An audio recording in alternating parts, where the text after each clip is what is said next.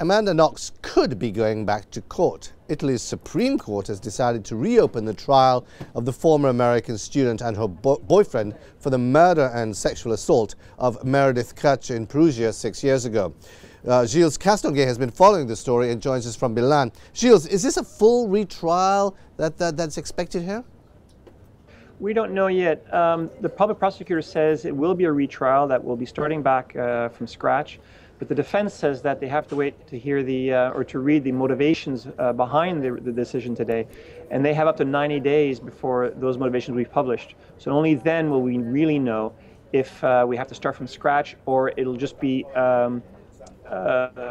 revisiting some parts of the earlier ruling.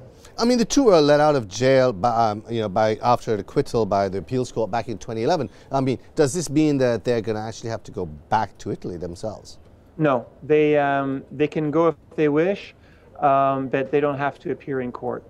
And what happens if they actually are convicted this time around? Well, there's a chance of appeal again, and legal experts have told us that this can actually go on technically forever. But eventually it will come to some point. And we've learned that in previous occasions when we're dealing with foreigners, especially U.S. citizens, that oftentimes these U.S. citizens could serve their sentence in their home country rather than being extradited to Italy. I mean, I assume it's the Kercher family who's taken this back to the Supreme Court. I mean, initially the pair, that is, Amanda Knox and her boyfriend Raffaele, were convicted back in 2009. Isn't that right? Yeah, 2009. And it is the family who's still trying to get this thing redone. It's the public prosecutor, and the prosecutor has the victim's family support in this. So it's not just the family, but it's also the public prosecutor. I mean, in the meantime, though, a third suspect, I mean, the guy from the Ivory Coast, Rudy Getty, has been convicted. He's actually serving 16 years for the murder, for the murder. That's right. They had a separate trial for him, and he's in prison.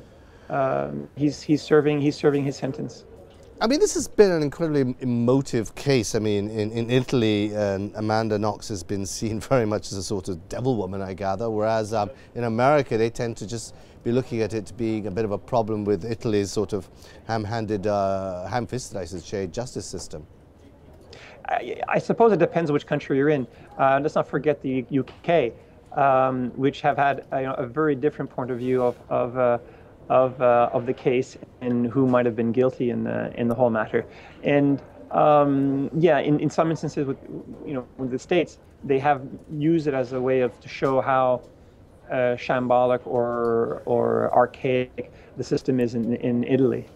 I mean, the interesting part here is, of course, that Amanda Knox herself is about to publish a book on the whole case. That's right. At the end of April, she'll be publishing a book, and she will also be giving a television interview. And it'll be, her side of the story. Brilliant. Gilles, thanks a lot.